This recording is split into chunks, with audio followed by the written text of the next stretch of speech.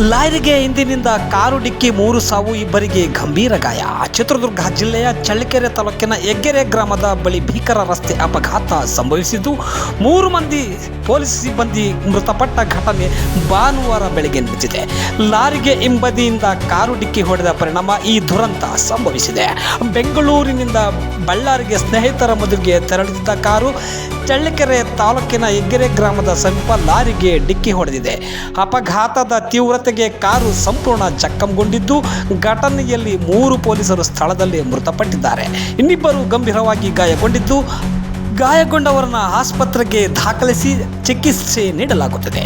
ಮೃತಪಟ್ಟವರನ್ನು ಬೆಂಗಳೂರು ಮೂಲದ ಪೊಲೀಸ್ ಸಿಬ್ಬಂದಿಗಳಾದ RSI Manjunath, RSI Amaresh ಹಾಗೂ RSI ಸಚಿನ್ ಎಂದು ಗುರುತಿಸಲಾಗಿದೆ.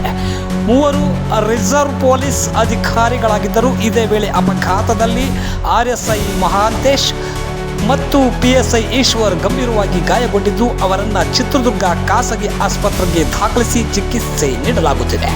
ಘಟನೆ ಕುರಿತಂತೆ ಜಿಲ್ಲಾ SP ರಂಜಿತ್ ಕುಮಾರ್ ಬಂಡವರು ಚಳ್ಳಕೆರೆ ಪೊಲೀಸರು ಸ್ಥಳಕ್ಕೆ ಭೇಟಿ ನೀಡಿದ್ದು ಪರಿಶೀಲನೆ ನಡೆಸಿದ್ದಾರೆ. ಪ್ರಕರಣವನ್ನು ದಾಖಲಿಸಿ ತನಿಖೆ ಮುಂದುವರಿಸಿದ್ದಾರೆ.